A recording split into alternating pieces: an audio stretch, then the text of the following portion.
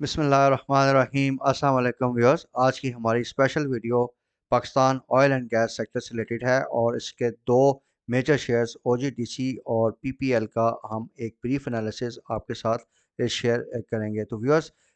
हमने पाकिस्तान पेट्रोलियम में अपने थ्रू व्हाट्सएप ग्रुप मैसेजेस और even through YouTube channels buy calls generate की थी जब इसका लेवल तकरीबन 60 रुपये का था। तो अब इसमें काफ़ी हम देख रहे हैं कि अच्छा प्राइस एक्शन आया है। इसी तरीके से ओजीडीसी में भी काफ़ी अच्छा प्राइस एक्शन हमने देखा due to the news of circular debt. तो व्यूअर्स, आज की ये जो वीडियो है इसका बेसिक ऑब्जेक्टिव ये है कि आप लोगों को अंडरस्टैंडिंग दी जाए कि ये जो इसमें सर्कुलर डेट से रिलेटेड डेवलपमेंट्स हो रही हैं, ये किस तरीके से इसकी प्रॉफिटेबिलिटी या इसकी पे आउट्स को इम्पैक्ट करेंगी और किस तरीके से इसके शेयर होल्डर्स को डिविडेंड पे आउट्स का या सर्कुलर डेट्स की सेटलमेंट का फ़ायदा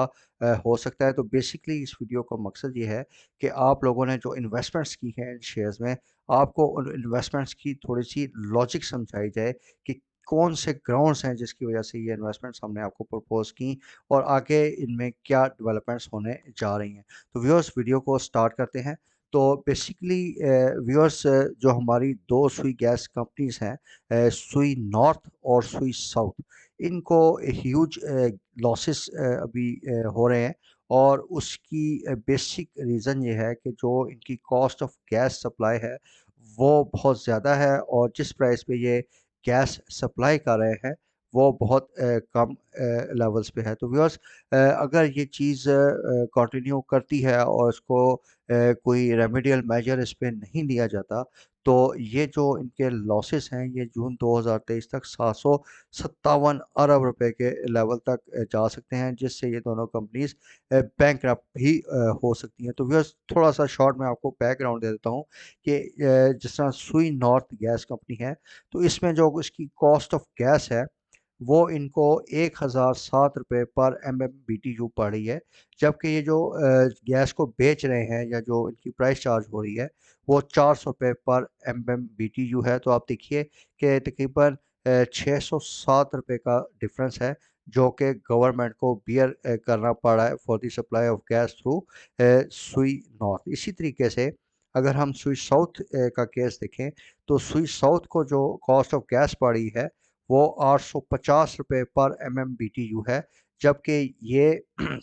जिस प्राइस पे गैस बेच रहे हैं वो 450 रुपये पर M M B T U है। तो तकरीबन 400 रुपये का जो लॉस है पर M M B T U sale, वो सुई साउथ को हो रहा है और अल्टीमेटली गवर्नमेंट को ये लॉस बियर करना पड़ रहा है। इसी तरीके से व्यूअर्स, ये जो ह्यूज लॉसेस हैं, तो इनकी वजह से आईएमएफ ने भी इनकम्बेंट गवर्नमेंट से कहा है कि वो गैस प्राइसेस को बढ़ाएं ताकि ये जो दोनों गैस कंपनीज हैं ये कोलैप्स से बचें और इनमें जो सर्कुलर डेट की एक्यूमुलेशन है वो एटलीस्ट रुके। तो इसमें आपने न्यूज़ देखी होगी कि पिछले दिनों में गवर्नमेंट ने एक कमेटी फॉर्म की थी जिसमें उन्होंने इनसे कहा था कि जी एक मॉडस ऑपरेंडी या एक तरीक़ाकार वज़ा करें कि किस तरीके से हम सर्कुलर डेट को जो है वो सेट ऑफ कर सकते हैं। तो इस सिलसिले में पेट्रोलियम डिवीज़न ने एक प्रपोजल्स पे काम किया है और इन्होंने एक मल्टी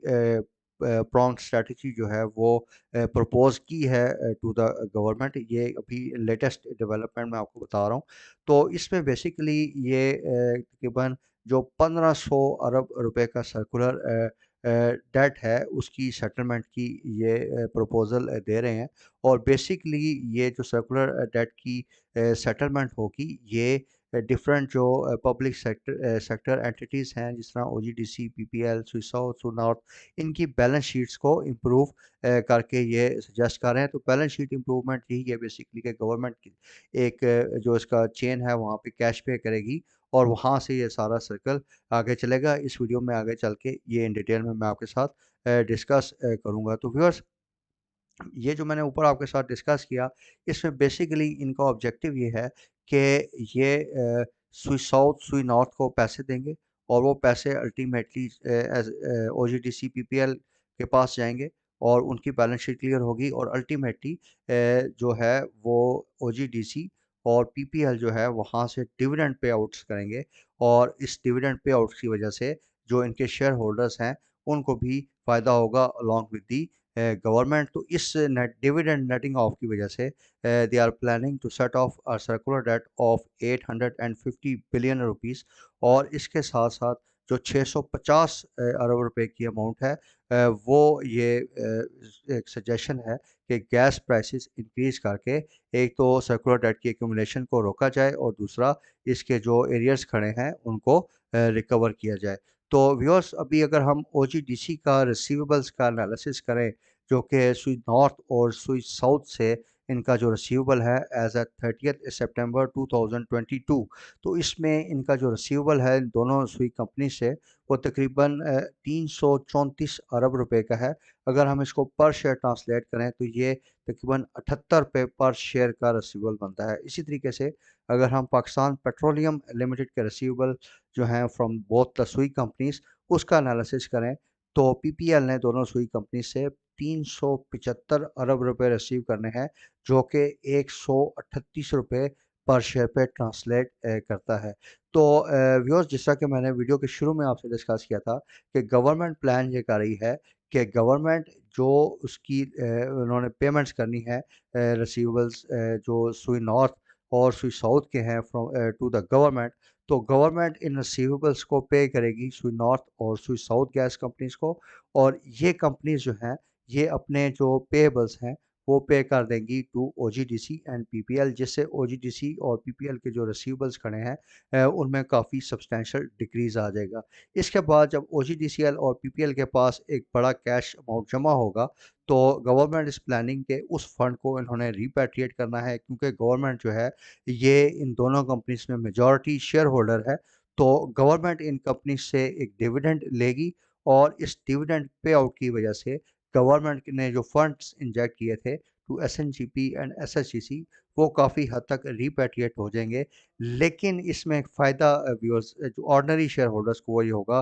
कि हुकूमत के साथ साथ जो नॉन कंट्रोलिंग इंटरेस्ट बनता है ओजीडीसी और पीपीएल में, जो ऑर्डिनरी शेयर होल्डर्स हैं, तो उनको भी इस डिविडेंड पे आउट का एक सब्सटेंशियल बेनिफिट मिलेगा। तो व्यूअर्स, इससे जो हमारी एक्सपेक्टेशन ये है कि जो ओजीडीसी के केस में 33 रुपये पर शेयर का डिविडेंड जो है वो ओजीडीसी अनाउंस कर सकता है। और इसके साथ साथ पाकिस्तान पेट्रोलियम जो है वो तकरीबन 59 रुपीज़ का डिविडेंड आइंदा आने वाले दिनों में अनाउंस कर सकता है। तो अभी अगर आप इनकी मार्केट प्राइस देखें और ये जो डिविडेंड अनाउंसमेंट इनकी होने वाली है, तो अब आपको थोड़ा सा आइडिया होगा कि ये जो पिछले दिनों से मुसलसल हम इनमें एक पॉजिटिव प्राइस एक्शन देख रहे हैं डिस्पाइट नेगेटिव मार्केट सेंटिमेंट, तो उसकी बेसिक रीज़न ये है कि these shares have the value. और अगर इनके रिसीवेबल्स ऑफसेट होते हैं या सेटल होते हैं और इनकी डिविडेंड पे आउट्स आती हैं, तो इन कंपनीज में काफ़ी अच्छा हम आइंदा आने वाले दिनों में प्राइस एक्शन देख सकते हैं। तो व्यूअर्स, इसके साथ साथ ओजीडीसी के केस में अलॉन्ग विद द डिविडेंड एक सब्सटेंशियल अमाउंट है for the settlement of TFC, जो कि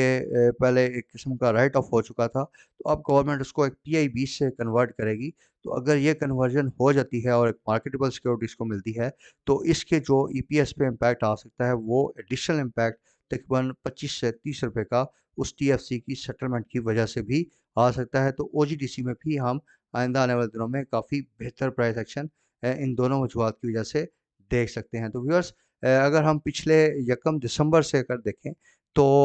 ओजीडीसी के केस में ओजीडीसी ने जो केएससी 100 इंडेक्स है उसको आप काफ़ी आउट परफॉर्म किया है। ये जो ब्लू लाइन आप देख रहे हैं ये ओजीडीसी की परसेंटेज प्राइस मूवमेंट है 1 दिसंबर से, और ये जो ऑरेंज लाइन है ये आपको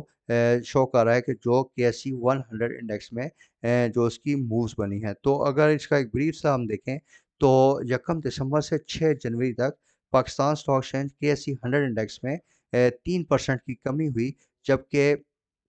पीपीएल के शेयर में अगर आप देखें, सॉरी ये यहाँ पे मिस्टेक हो गई, ओजीडीसी के केस में देखें तो 14% का ओजीडीसी ने गेन किया है और मार्केट को आउट परफॉर्म किया है। इसी तरीके से व्यूअर्स, पीपीएल के केस में अगर हम देखें, तो पीपीएल के केस में भी पीपीएल ने केएससी 100 इंडेक्स की जो मूवमेंट है उसको काफ़ी आउट परफॉर्म किया। यानी 30% की जो डिक्लाइन आई है 1 दिसंबर से 6 जनवरी तक केएससी 100 इंडेक्स में, तो उसके अगेंस्ट पीपीएल में जो है दिसंबर से अब तक 36% का हमने प्राइस अप्रिसिएशन देखा है। ये 56 रुपये से इंक्रीज़ हो गए तकरीबन 76 रुपये के लेवल तक था 6 जनवरी को। आज इसकी प्राइस में हमने फर्दर अप्रिसिएशन देखी है। तो इतनी बड़ी जो इन दोनों शेयर्स में प्राइस अप्रिसिएशन आ रही है, उसके पीछे बेसिकली व्यूअर्स ये है कि इनकी शेयर्स में वैल्यू है और इन्वेस्टर्स जो हैं वो देख रहे हैं कि अगर यहाँ से हेफ्टी डिविडेंड पे आउट्स आ जाती हैं तो इससे उनको एक अच्छा खासा कैपिटल गेन आ जाएगा और उसके साथ साथ जो इनके पास फंड्स आएंगे स्पेयर, उसमें ये उसको फर्दर एक्सप्लोरेशन एक्टिविटीज़ में लगा सकते हैं, जिससे इनकी प्रॉफिटेबिलिटी मज़ीद बेहतर होगी। और उसके साथ साथ गैस प्राइस बढ़ने से इनकी जो सर्कुलर डेट की एक्यूमुलेशन है, यानी ये जो एक अमाउंट जमा होती रहती है, ये एक जगह पे रुक जाएगी। तो viewers, this was a brief analysis regarding OGDC और पीपीएल, जिसमें हमने उन रीजंस या उन ट्रिगर्स को आपके साथ शेयर किया है जिनकी वजह से इनमें एक अच्छा प्राइस एक्शन आ रहा है। तो व्यूअर्स, आइंदा आने वाले दिनों में because of this hefty development, ये सारी डेवलपमेंट्स जो हैं इसके वो कंटिजेंट हैं अपॉन दी एडजस्टमेंट या पेमेंट ऑफ सर्कुलर डेट। अगर इसमें जल्दी ही कोई डेवलपमेंट हो जाती है तो हम देख सकते हैं और हमारी एक्सपेक्टेशन है कि दोनों शेयर्स एटलीस्ट 95 या 100 रुपये से ऊपर का level in a very short term ये क्रॉस कर सकते हैं और इनमें अपसाइड का काफ़ी पोटेंशियल है। अगर खुदा ना खास्ता इनमें अगर सर्कुलर डेट से रिलेटेड कोई डेवलपमेंट नहीं होती तो उसमें हम देखेंगे कि इनमें थोड़ा सा नेगेटिव प्राइस एक्शन आ सकता है, क्योंकि ये काफ़ी